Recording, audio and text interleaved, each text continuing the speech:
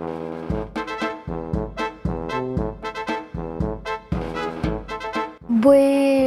انا الوحيد باخوتي وكل شيء ما عندي، ربع دينار ما عندي.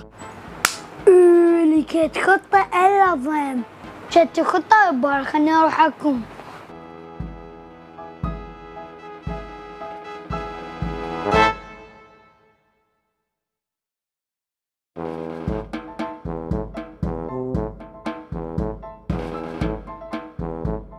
ايش قالت شبته خليني اسوي ايدي مكسورة وانام.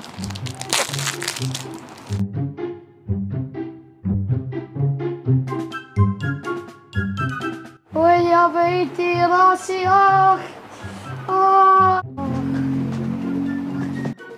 عشان انا كبير من غير المريض ايدي كسريتي هذا يعني حتى على ما اخذته والله خليتي انا خافيت شنو.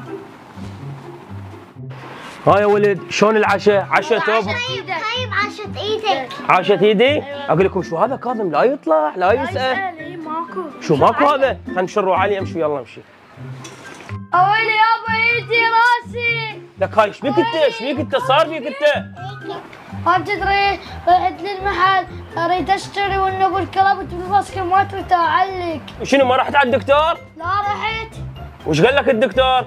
قال لي فطر بايدك وبراسك. يعني فطر بايدك وبراسك؟ تدري والدكتور ما قال لك شنو الاغذيه تاكلها حتى تصير زين؟ الدكتور قال لي يرات لك اكل والاسواق كلها والحلويات. صدق كذي انت تحتاج على حلويات روح تجيب لك الاسواق كلها حتى اذا تريد اجيب لك طلي. اخ والله ريتي عمي هالطلي انا اريد حلويات الا ضايم. هاي الحلويات واي شيء تحتاج انا حاضر وتدلل. هيك نوش عاشت ايدك. اخ يابا ايدي يابا هذا الشغل يابا اكو صار عمين حلويات وكاكاو وهذا بس يلا عاجبك الله يجيبوني بعد.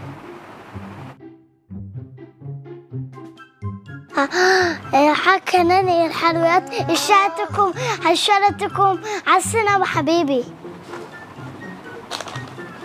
وانا بربزين كذا بابا شو الكاكاو.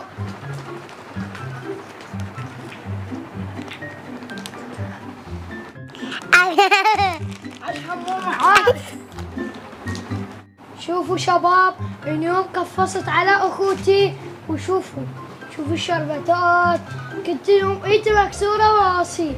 شوف الجنسات يلا شوف الضيم.